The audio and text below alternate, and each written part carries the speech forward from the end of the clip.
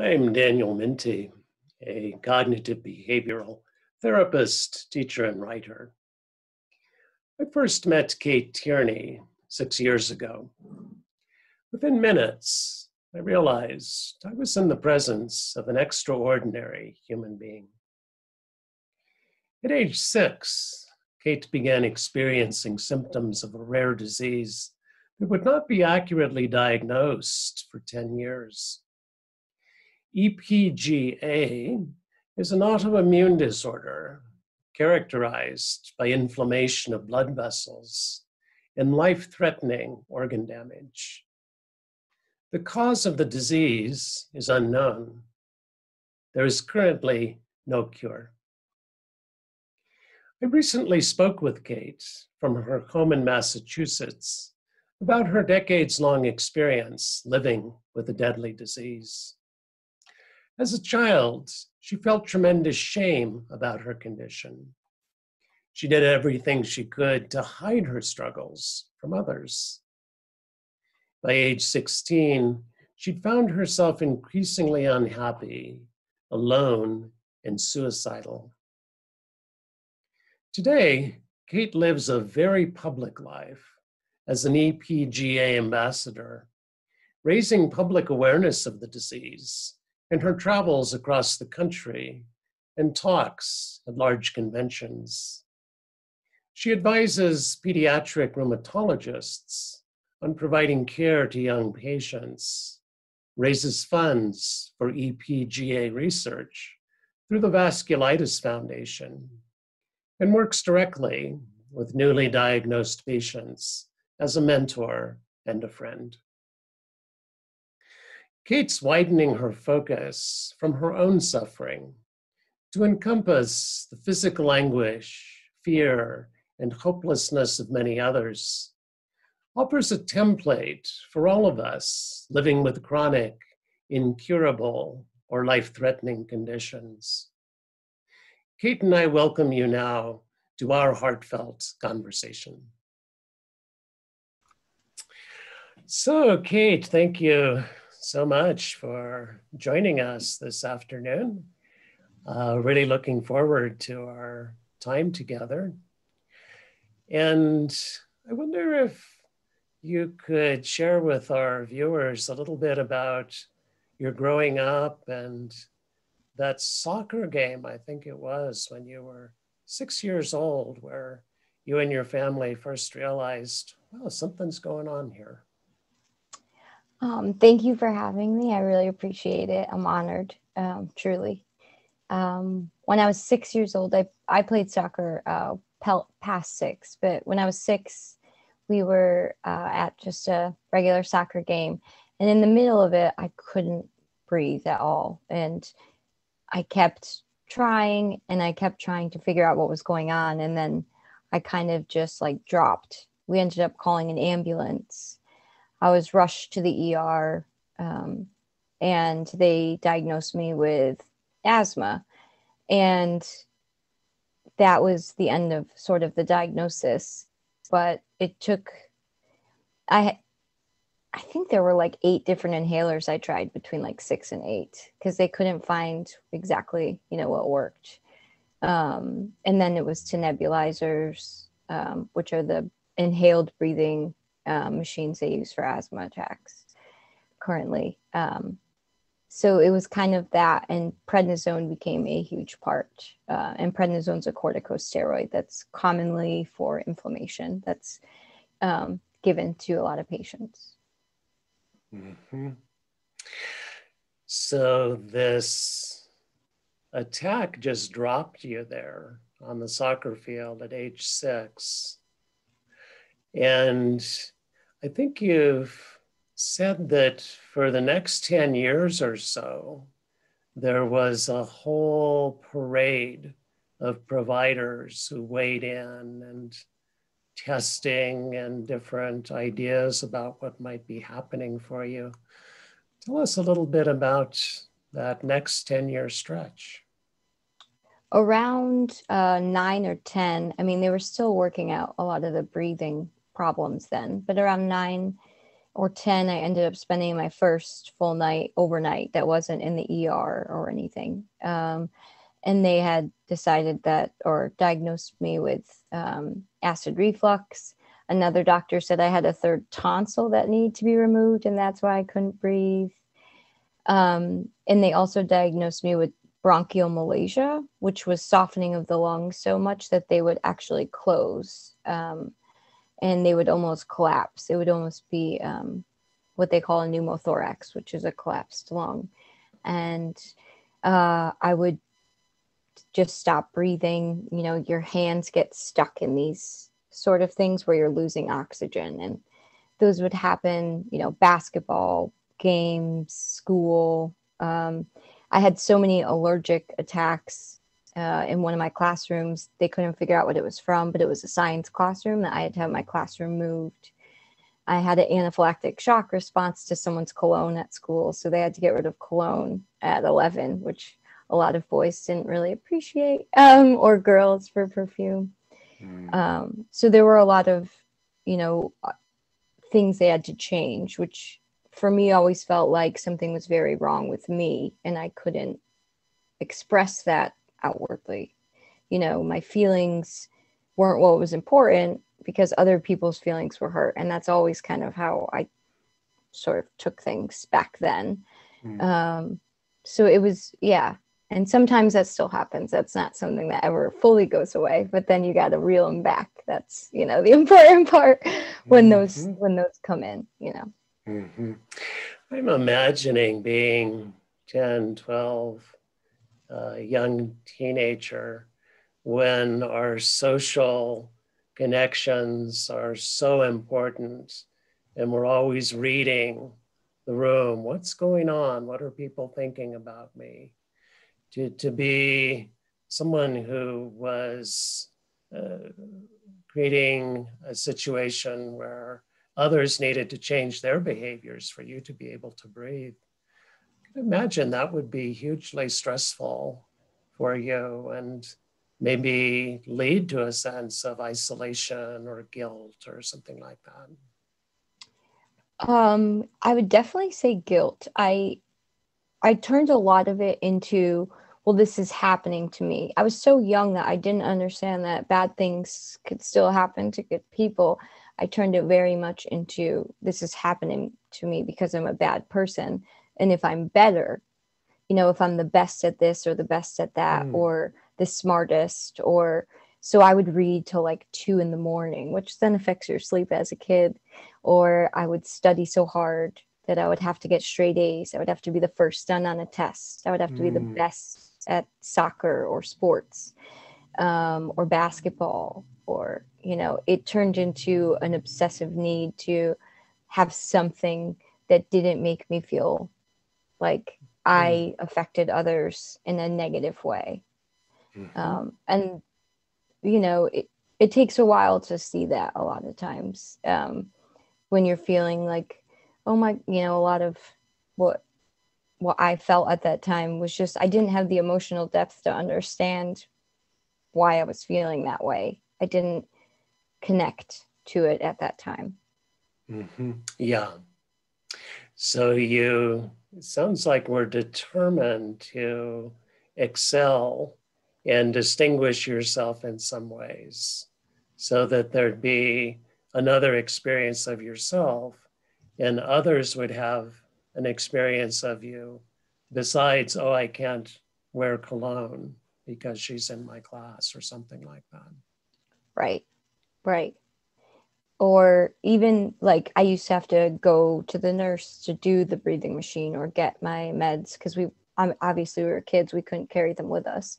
And so I'd have to leave class or interrupt class, or I'd have an asthma attack in class, or, you know, I felt like I scared people, you know.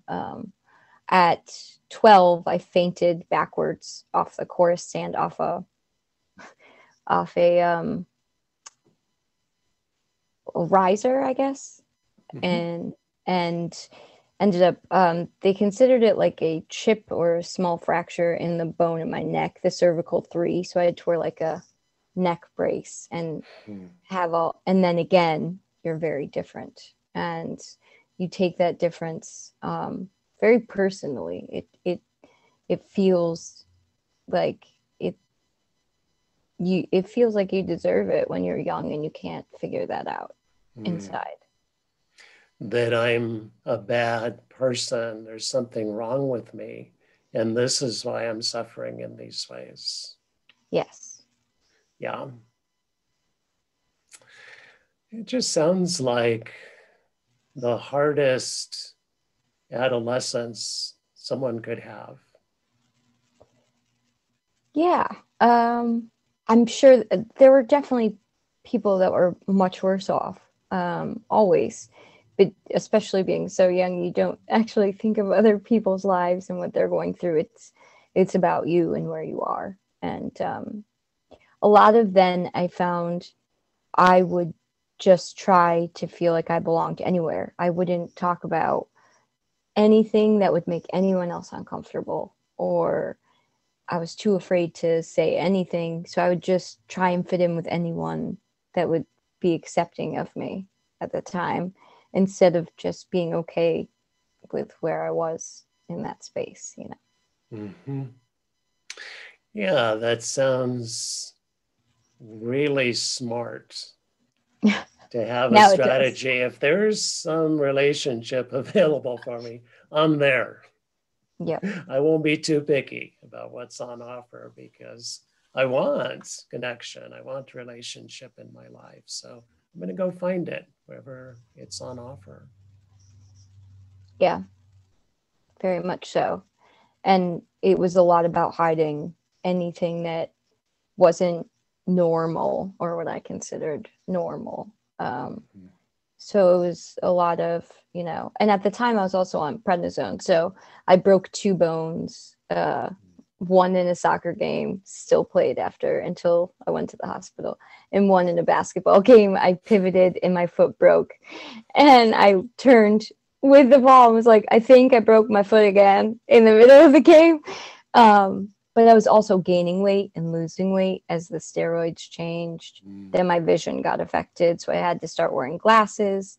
So it was physical changes, and how I could also try and hide those more and more as well. It was about making myself smaller to let them be normal, because if you're normal, then that's what's accepted. And I saw that a lot.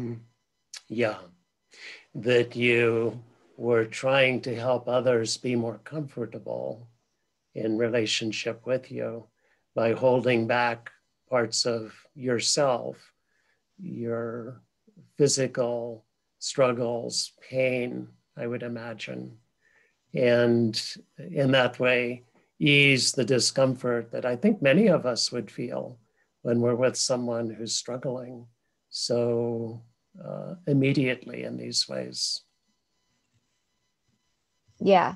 And it becomes almost, for me as a kid, it became almost an obsession that if I had an asthma attack or something bad happened, it was immediately guilt and shame and hiding. It was immediately a very shameful experience to be sick and, you know, to ask for help.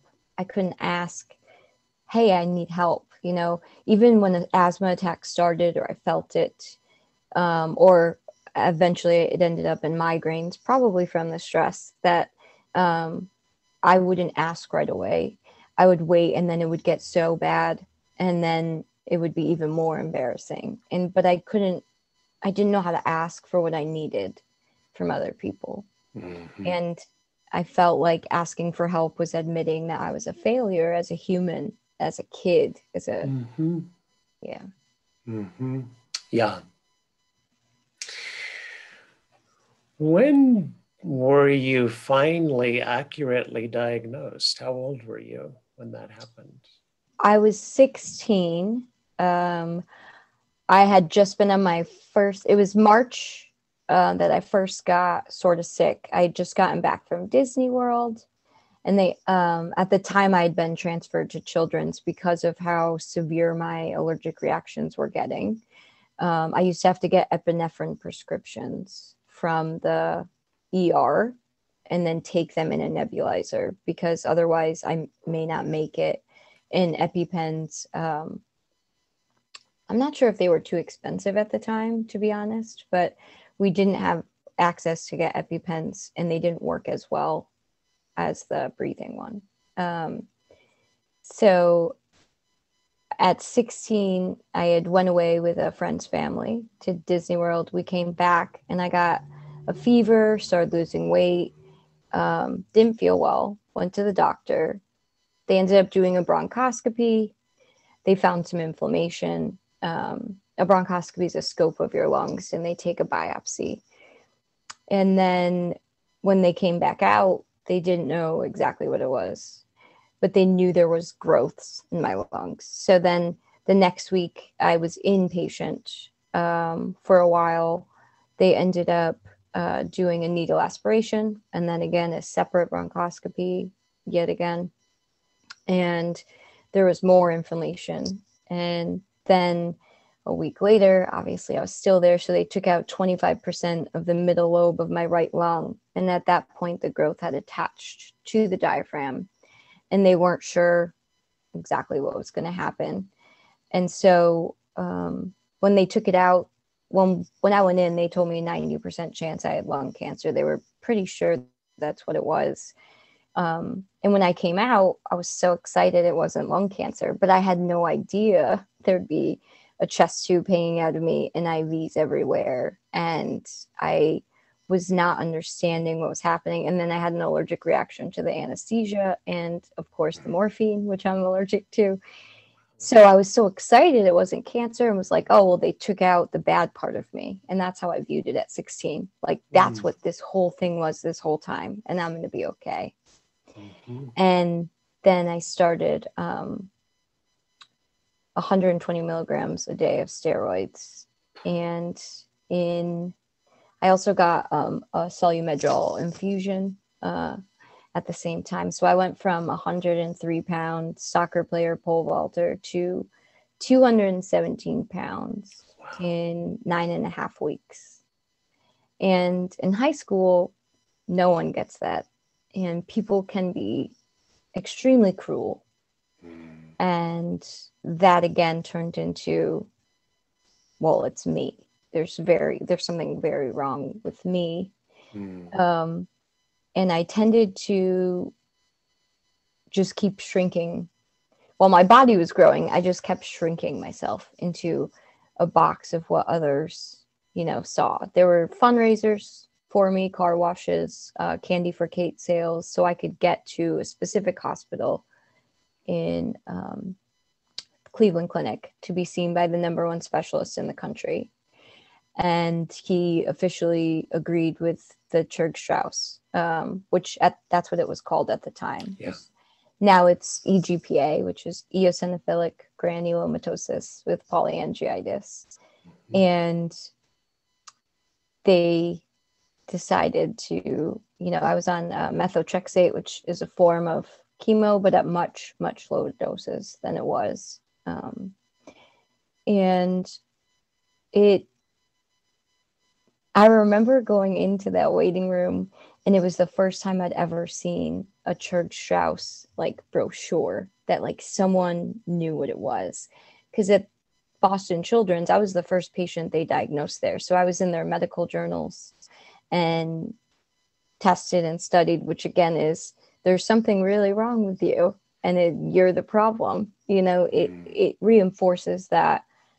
And I didn't talk about that part, and it wasn't easy to talk about. So again, it was just trying to fit in with people that weren't necessarily understanding of what I was going through, but that I also wasn't telling them everything about what I was going through. Yeah. So you thought, or you were told, it's 90% chance this is cancer. And when you heard at age 16, oh no, you don't have cancer, your initial response was, oh, what a relief. Now that bad thing is out of me. Yes. And now I can just be the good me. and not have badness as part of the picture. It must have been devastating for you to find that that wasn't the case. It was, yeah. Truthfully, it was very, very dark. And on 120 milligrams of prednisone, I didn't have almost any control of my reactions. I was so not in a good place. And in some of the talks I give to young adults, I tell them I used to sit in the bathroom and count pills and ask myself if this is something that's clearly wrong with me. Doctors haven't even seen it before at the top rated children's hospital in the world or in our country at the time. And I would question constantly, aren't I just hurting the people around me? Because it put a lot of stress on everyone in my life. And I internalized that deeply, very deeply. Mm-hmm. And yeah. Mm-hmm. I could see that that would reinforce a sense I'm hurting other people by being who I am. Yes. And so you'd sit counting pills, and did you have thoughts like, well, I could just take all the pills and then I wouldn't be in this kind of pain. I wouldn't be hurting other people anymore. Right. And it just takes that, it can be just one thing, like at the time, I went bathing suit shopping. I remember this very vividly. And I had gained so much weight. And in the dressing room, I was hysterically crying, but I didn't want anyone else to know. And I wouldn't put the bathing suit on. And I remember walking out and saying no, but I didn't have anything that fit. I just refused to. And I slammed the door and I went home that night. And it's also important to remember that there was no approved treatment for my disease at the time. Yeah. And so insurance denied everything. So my parents couldn't afford the medication, and insurance and us fought constantly. And that causes such stress. I mean, both my parents were teachers. And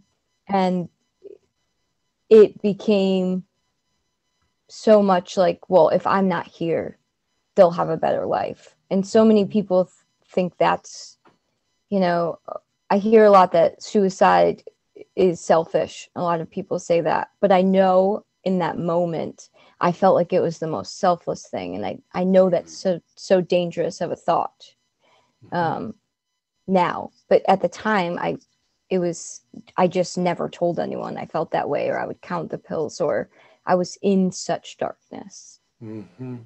Yeah. And so alone in that darkness, it sounds like. Yeah, I didn't know anyone else with my disease until I'd been diagnosed for 8 years, and very alone and very hidden and very pretending that I was just like fine, that life would go on and I would be, but like I also knew, the statistics at the time were 2 to 5 years tops. Like you're not going to live beyond that. And at 16, it felt every day I was afraid to go to sleep. I was afraid to close my eyes, because what if I didn't wake up? Then who finds me? Who does that hurt? Where does that go? So there'd be days where I wouldn't sleep at all. And some was prednisone related, of course. That much prednisone, you're not sleeping well. And that, again, when you're not getting the rest that you need, it doesn't help your state of mind. There's a reason that sleep deprivation is proscribed by the Geneva Convention. It's a form of torture. Yeah. Those of us who've experienced even a bit of that know how that just takes us out at the knees. Yeah. Exactly. So you were in this very dark, hopeless place, feeling a lot of guilt, a lot of shame, thinking maybe ending your life would be an act of mercy for yourself and for others. You didn't do that. How come?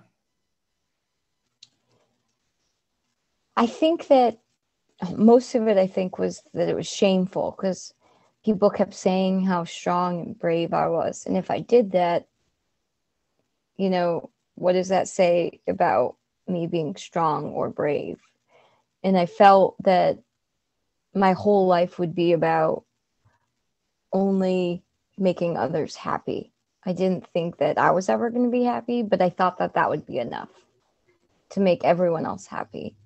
And I just couldn't, I'm not even sure why. I should say I wasn't raised extremely religious by any means. So a lot of people are always like, well, you were religious, right? And I was like, well, no, that wasn't a huge part of my life when I was younger. In college, when I was in a bad place, I did, turn to religion for a while. I've had sort of a intense relationship back and forth with that. But a lot of people assumed when I do talk about it that that was why. And it just, for me, I didn't want to hurt anyone else. So if I was the one that hurt, it was my problem. That was my fault. And I deserved every single second of it. And that was going to be my path. I was supposed to be in pain. I deserved to be in pain. And I just thought I must have been the worst person in the world in a past life, and that I didn't even know if I believed in past life. So it was just sort of the idea of I must have done something horrible to deserve what I've gotten, and that was what was just supposed to happen for me. Yeah.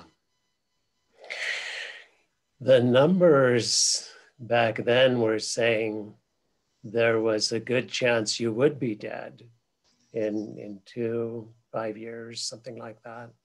So I imagine you were looking at that window saying, could I do this for another 2 years?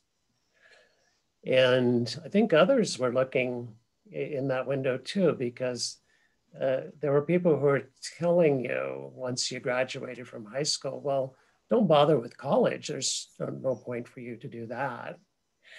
What was that like for you to have other people just kind of pull the plug on your future? Well, I think that for me, it became such a motivational sort of thing that at that time I was like, people think that I can't do this. And I didn't really think that I could do it either, in honesty, but I just wanted to prove people wrong once, and kind of myself a little bit. I think that I could still do things, because sports was such a part of my life and was also my outlet. That was taken away. That was my way of expressing myself. And when I got really sick, that was gone. So that was my only coping skill at my whole life was, well, I'm going to go to dance, or I'm going to soccer, basketball, softball, eventually track. That was my outlet, was doing those things. And so when that went away, it became, well, this is going to be my outlet. I'm going to prove you wrong. That's where we're going to go, That pole vaulter and soccer player still had some fire in her belly and realized, oh, you don't think I can go to college? Well, let's find out if I can do that. Right. And so you did go to college and you did graduate, even though you had to take a semester off for another lung surgery, was it? Yeah, I ended up having 10% of the left lower lung taken out in 2005 when I was a junior in college. And then I got an infection from it. So I used to have to get my back packed for 14 weeks. I would bite a towel twice a day, and the nurse would come in and just, after they had, lanced it, it would just be jam-packed with gauze every single day, twice a day. And the college didn't want to do it at first, so they wouldn't let me return. And there was also a point I was in a wheelchair at college for a while because I was fainting 10, 11, 12 times a day, or 11 times was the max, I think, But it wasn't the best handicap accessible college at the time. I mean, they've totally changed, and so I won't really mention. But I also had trouble getting to classes and that sort of stuff. So I learned to become an advocate with support services and for the things I needed. But at the end, I refused to say, well, I'm going to graduate late. I didn't want to graduate late. So I took classes in the summer, in the winter, and then extra classes during the actual school year because I wanted to do it on time. I had to prove to myself that I could do it. So I graduated with all my friends in 2006 because there's no way that, I wasn't going to. So I used to go to my internship, my second semester senior year from 6:30 to 1. And then I had another class from 2 to 3:15. And then I'd have a class from 4 until almost 10 o'clock at night. And then I'd get home and have to do all the work and then be back up like 5:36 the next day over and over. And it was just punishment for my body, really, because I'd get to bed at like 3 or 4 and I would just run on autopilot for days and days and days. But I knew that I wanted to be a child life specialist for kids that were sick. And I grew up in hospitals. I know that you don't know doctor speak. And that became a very big obsession of mine. I had to be able to talk to doctors at their level. And so I learned every technical term and researched all of these things while also, going through school to figure that out. But it was just something in me. I had to do it. It had to happen that way for me anyway. Mm-hmm. Yeah. That when your suffering and your struggle became about something bigger than just you, there was somehow meaning now and a desire to continue to struggle and rise to these challenges. Right. I still didn't feel like everyone else. I still felt very alone and different and disconnected. But I still wanted to do it. I still wanted to prove that even someone, and I used to say as broken as me, can still do good things. Mm-hmm. Yeah, you used to say someone as broken as me. Is that not something you say anymore? I usually will say things like, I have the joke that I make is that I'm a lot like a cargo filled airplane with tons of issues. Or when people say you have issues, tons of baggage, that's what I got. Or when people say you have issues, I'm like, I have a subscription, it became easier to say those things than to say you're broken. But I think it's in our, like a kaleidoscope, if you think like it's all broken pieces, but it still makes a beautiful picture. Broken things can still be pretty. So it's not that I stopped saying I was broken, but I didn't feel as broken at times. When I would accomplish things, I felt less broken. Mm-hmm. Yeah.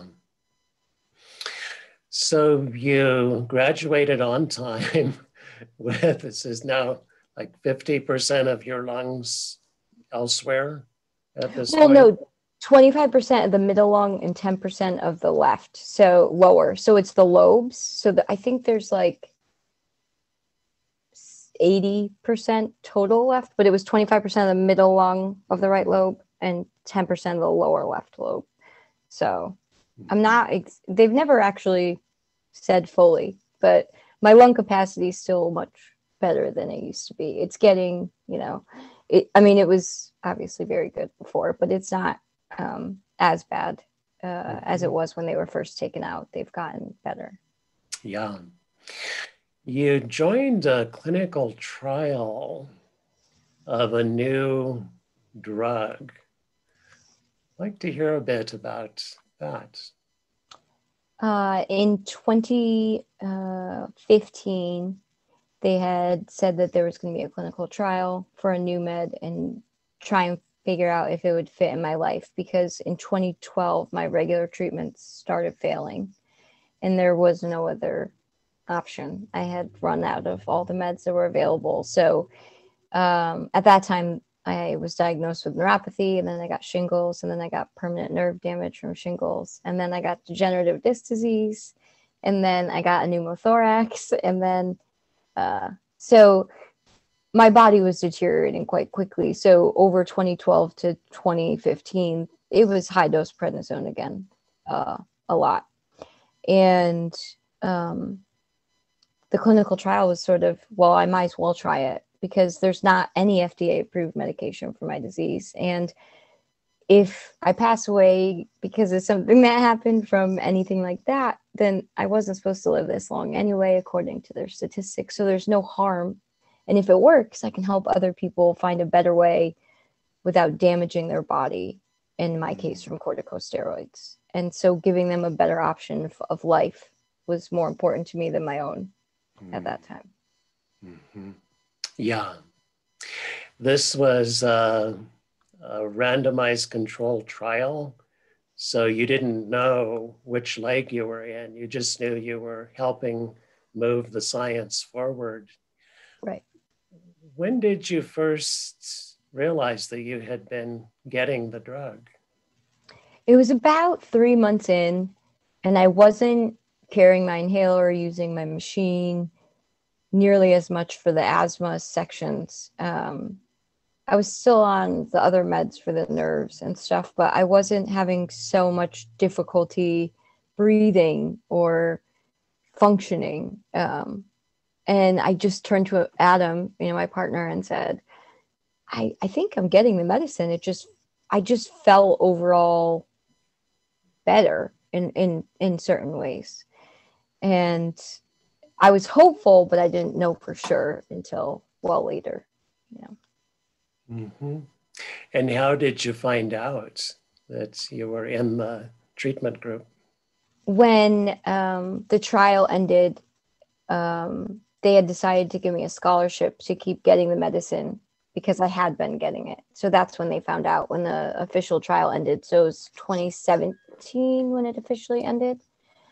And it was the largest randomized study of anyone with my disease, because EGPA is so rare. So there was 273 participants, I think, in the United States, which is a lot of people with my disease. And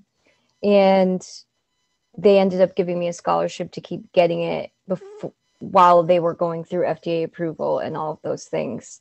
And so I still got to keep getting it at that time. And that's how I found out in 2017. Yeah. Mm.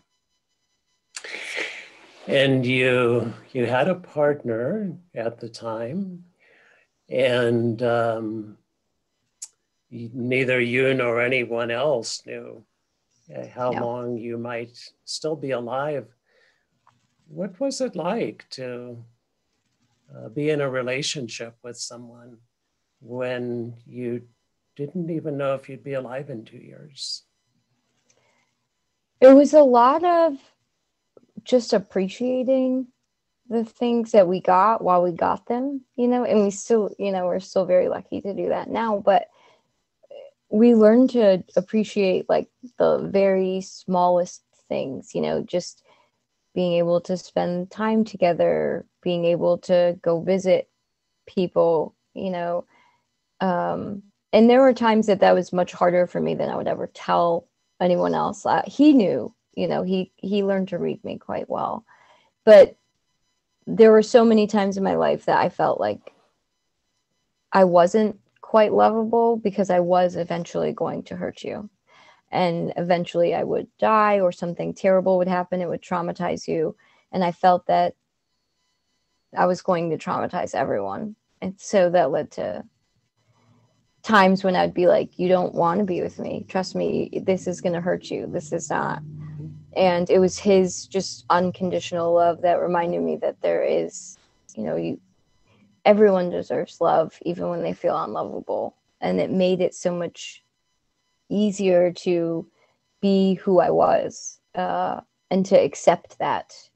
And even in some of the speeches I've given, he's joined and done speeches with me, which my partner is not one that loves public speaking at all. And he just, he loved being a part of it because he understood how much it has helped me feel more worthwhile in the kind of life I'm in. Mm-hmm. Yeah. I remember your saying that you came back from maybe finding out that you had been in the treatment arm or something, and that Adam had been shopping. Yes. So I, in 2017, yeah, 4 years now, it was January 23rd, we got engaged. But what happened was we found out that the treatment was working, if that's what I was getting, but I was getting better. So we assumed at that time that I was getting it. The doctors didn't know, no one knew. I couldn't have any blood work that would show them any of those changes. I used to have to carry a card. So any blood work I'd get or hospital visit, I couldn't know those answers, and they couldn't be sent to my doctors. That's part of the study. And it was such good news that I was doing better in other blood works and that I was functioning better. And they said that, you're in medicated sort of remission, with sort of that nothing was getting more damage. The tissues weren't more damaged that they could see, but they didn't know for sure if it was the medication or what was happening. And he had bought an engagement ring, and he proposed 2 weeks later when it arrived. And I was shocked.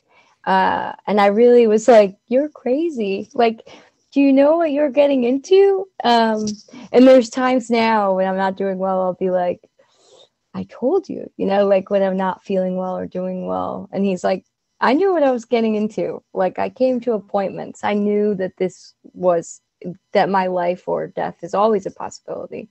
And so it teaches us to appreciate it much, much, much more, I think, in everyday things. We don't have a ton of things, but we have each other, and we have other really good people in our lives. And we're so incredibly lucky for that. And I don't know, it's a deeper appreciation of finding, I know it's corny, but I feel like he's definitely my soulmate. He helped me see that I didn't deserve bad things, that sometimes bad things happen to good people too. He helped me really see a lot of that, which has been very important to a lot of things in my life. I would certainly agree with you. I think each of you is the luckiest person on earth. Thank you. We feel that way on and off, Yeah, what magnificent gifts you give each other, and your love and commitment to this process of living and dying. That's what we're all doing. I've read a little bit about EPGA, and I read a lot about pain. And it sounds to me like perhaps the most painful disease I've ever read about. And I wonder if you'd speak for a couple minutes about your relationship with pain. That's a rough one. There are a lot of times I fall back into that, well, I'm in pain because I deserve it, or did I do too much? Did I not do enough? And there are also times where that pain becomes so overwhelming. Times where like my heart rate would be so high from the amount of pain I was in that they'd have to put me on muscle relaxers to bring it down. Before my ablation that happened. And also, it's something that I always live with. Now I have I'm permanently disabled, and it's a hard thing to ever explain to people. So I end up just pretending I'm fine until I'm really not. With some people, not all people, But the pain becomes shameful at times, and at other times, you know, it creates a deeper meaning of life that you enjoy more of the moments that are a little less. But I also have incredibly amazing doctors who I get spinal ablations it used to be like 3 to 6 months ish, because it's on each side and they have to be 3 months apart. Can you explain what that is? I didn't know when I first heard the term.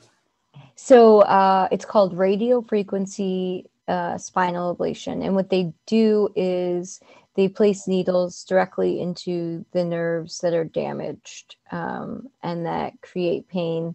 In my case, it's because I have degenerative disc disease. So the LSI to L5, L5 to L4, and L4 to L3, which are your bottom of your back and your hips where they lie, they're sitting on the nerves.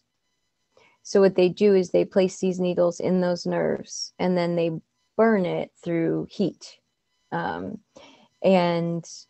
they place them, you're grounded, which means they put a grounding pad on you.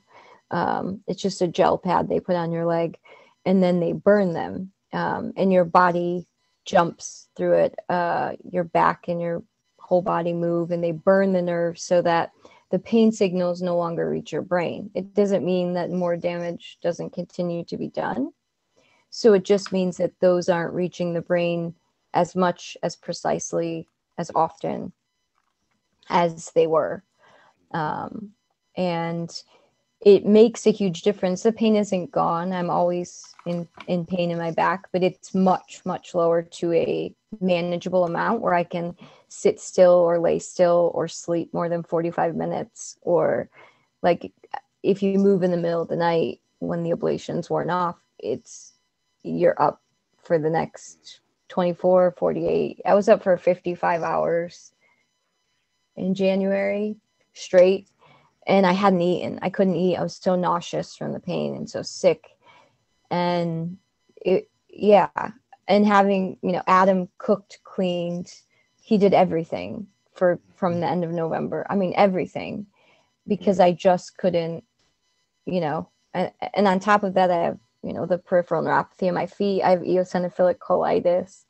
So there's so many parts of pain that it turns into, let's just hide it and others can feel more comfortable. And that turns into, you don't always feel safe or understood. And that's why I started mentoring patients, because you get so stuck in these canals of pain where you feel like there's no light. And there's certainly light, but it's just, we have to accept that our lives don't turn out the way we wish they did all the time. And that's okay.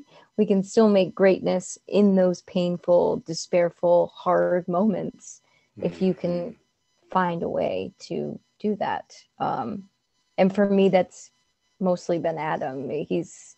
I'm still not good with even the people closest to me telling them how much pain I'm in on a regular basis. Mm-hmm. Yeah. Well, Kate, you're an exemplar of someone who accepts, gee, this is not the life that I had in mind. This wasn't the hand that I was thinking I would get dealt. And then saying, okay, I've been dealt this hand, and here's what I'm going to do now. And it seems to me that's the fundamental choice we would have as patients with life-threatening illnesses or chronic illness, to reject the hand that we're dealt and say, no, that's not the right hand.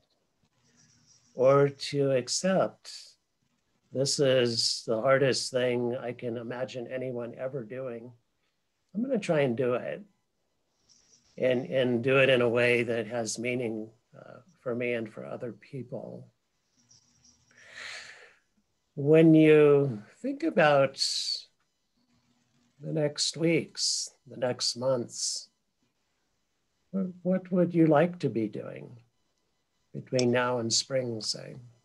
Well, with the pandemic, there's not much I'll be doing, but it's so much just about, for me, working on myself, because there are times that the pain creates a bitter person, and that doesn't mean that's who I am, which is what I'm learning. When I get upset, I have to be able to take a step back and reflect on why I feel this way. But it also gives me deeper meaning in why other people get to those points and be able to help them. So much of what I love to do is to help other people, and to be someone that not only can give them sort of an idea that they can still live their life, but that it's okay to also be in the dark. It's okay to also be not okay, and to say, hey, I had this behavior or response to a situation that I never should have had, but understand where that comes from, sit with it, deal with it in an okay way, and make sure that other people aren't in their dark places alone. Mm-hmm. And then, instead of cheer up or it's better, I always say hope, which to me means having only positive expectations. And that doesn't mean that there's not really negative, bad times. It means that when those happen, you continue to try and see the good that may be beyond it, if we're willing to work towards it, which sometimes you're just like, I'm done today. Like, I want an out of order sticker on my forehead. I'm just done with today. I need today, and the best way that I do that with Adam is I wear purple when it's a bad day. I don't have to talk to him about it. He doesn't have to talk to me about it. We know right away that I might take something personal that's not personal, or that I might just not be doing something that day. And that was our way of just being able to speak without speaking, so that it didn't have to always be talking about the pain. He just would know and say, like, can I get you something? Do you need something? And it's our way of handling, if it's not the worst pain day, then, that I'm not wearing purple. But if it's just a bad day, and it can be a mental day and a physical pain day. That could be either one of those sort of things. So it helps us have that communication. That doesn't mean we're always talking about the negative things that we feel or are going through, but we still can appreciate, what's going on. Remembering my mom, who died a liver cancer death when she was some years younger than I am now, and was ill for 4 or 5 years before she actually died. And my dad would see her struggling. They'd go out on their sailboat. It's a terminal liver cancer patient who'd get on her boat and sail to Hawaii. And her friends would say, Nancy, you can't call your doctor. This was before we had cell phones and stuff. And she'd say, yeah, that's right. And they'd say, and you can't get in an ambulance. And she'd smile and say, yeah, that's right. But they'd be out on the water, and Dad would see Mom doubled over. And so they had a system of just fingers. And he'd say, how many fingers? And then she'd rate her pain from 1 to 10. And I thought that was probably an excellent way for them to be in touch without having to do a lot of talking. And then he could adjust his behavior based on what he was hearing from her. I'm writing a book about my own experience of being a cancer patient. And in the book, I tell the story of sitting with my mom towards the end of her life, and her telling me that cancer was the best thing that ever happened to her.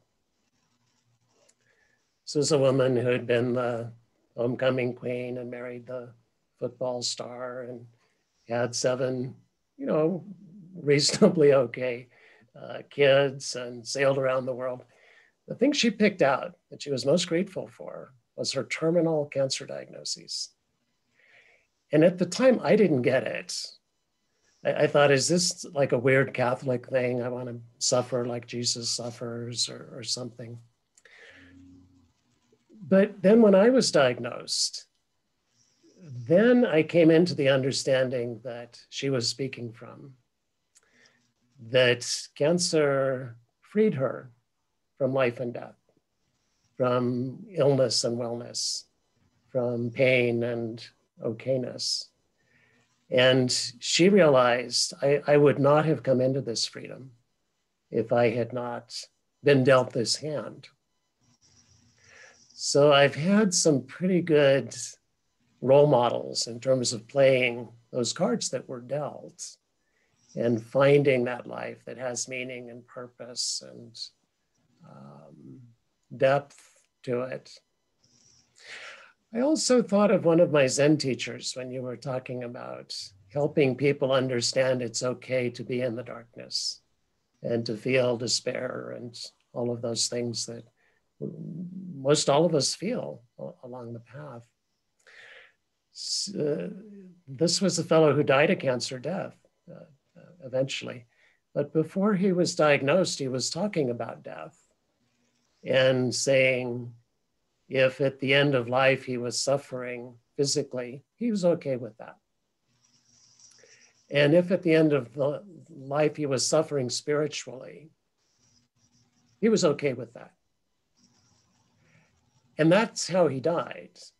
He suffered physically. I don't know if he suffered spiritually or not, but he realized, I'm free of all that. I don't need to not suffer physically or spiritually or any way. That is a free man. And I think I'm talking to a woman who's living in that freedom day to day right now. Thank you. I'm working on it. I think that there are so many times that people see us on better days that they think that's it, just all of a sudden that's open. And that when you're free, in the way you're talking about, it's just easy, which of course it's not. Of course there's really good days and really bad days, but in so many ways life is really suffering. The things that we think will break us really change us, and there are times that we have to decide where that change takes us, if it makes us bitter or better. Where are we going to take the pain that we're given? Because everyone's given something or has, something that we don't understand. And that's helped me appreciate a lot of where other people are when they're in pain or suffering.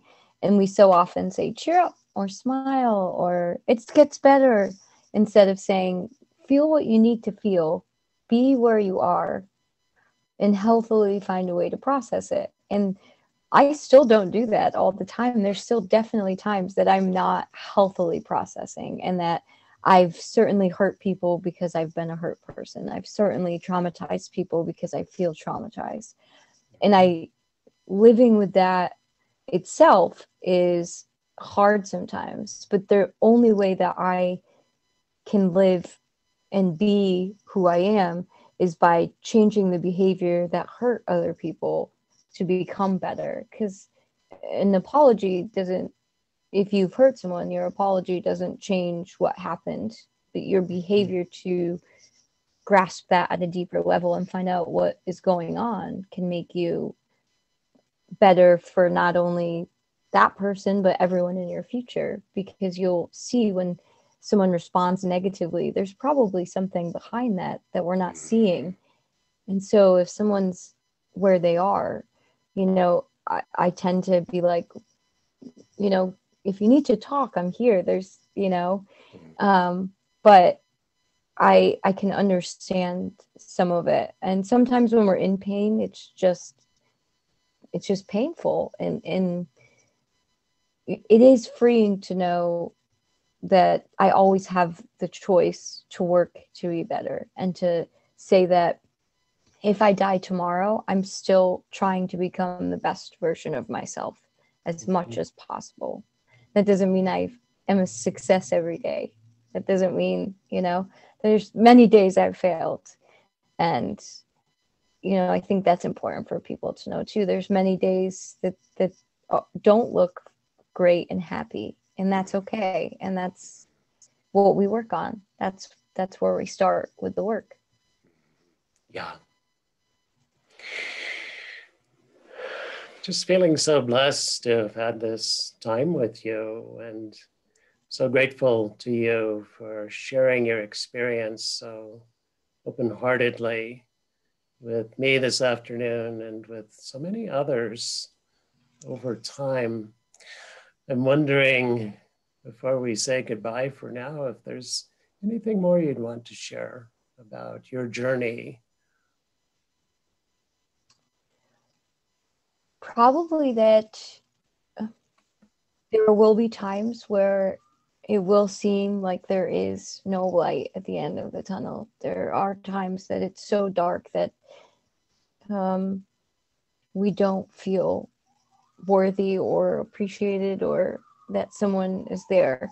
And what I'll tell you is, if you just can reach out once in a while when you need it, it will change your life and your perspective. And it just, you don't have to see the end of the tunnel yet. You just need to see that little piece, that one beam that gets there. And that's the light that's going to come into you and transform you to be more mindful and bring light to others in those places. It creates a sense of, life is worthwhile even when it's painful. It's still life, and it's still a gift every second. And just because it's not what we wanted or planned or prepared for doesn't mean that we can't become great within it. Mm-hmm.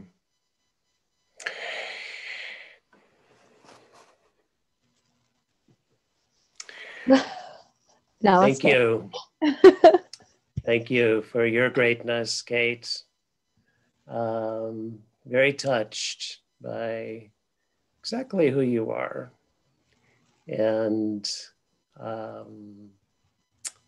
just so glad that I know you and that you are exactly Kate. Thank you. I'm meeting you. When we had met, I hadn't told Adam's parents that I was even sick. And so when we had talked about you while we were in the kitchen, and you had said that you had cancer, I was so afraid to share, what was going on. And you were so accepting in that moment, which made it so much easier for me to share more with his family. And you were such a light for me in that moment, because that was the first time I met anyone in his family. And we were all the way across the country, and I was petrified. And you were someone that really made me feel okay in that moment, and helped me have a sense of peace in a very anxious time for me. And it helped me be more honest. So I am extremely grateful for you and the gift you gave me in that moment. I remember that conversation, and remember thinking to myself, and I think saying afterwards, Kate is an old soul. This isn't her first rodeo. And I don't often feel that way around anyone, or particularly at a first meeting, but maybe we recognized each other. I agree. Yeah, I get that a lot. I bet people say that even when I was after I was sick, but in my 20s, people would be like, you are an old soul, and I'd be like, thanks, I think that's, at the time I hadn't appreciated it. But now I do. it's about recognizing our own humanity and the humanity of others, which means we're not perfect and we're not, you know, we have the things we have to work through, and you were just so, I was so appreciative for you in that moment. I can't even tell you, I was petrified. We had just come from 23 hours of flights, and I was in so much pain, and I was like, and then we were getting a tour of the house, and then we started talking, and I was like, this is my sign. This is my sign that it's okay. I can tell people the truth. You were my sign that who I was going to be accepted in that moment. And it opened me up to one of the best families I've ever, known. And I'm incredibly grateful for that. Well, Kate, everyone I know who knows you is beyond incredibly grateful for you and your enormous heart and commitment to the wellness of all beings. So thank you for being our exemplar. And I'll look forward to being a soul traveler with you throughout space-time. That sounds wonderful. Thank you. Thank you for sitting in with Kate and I. If you enjoyed our conversation, consider subscribing to this channel and check out our weekly online CBT consultation and training program, open to all, at www.allthingscbt.com.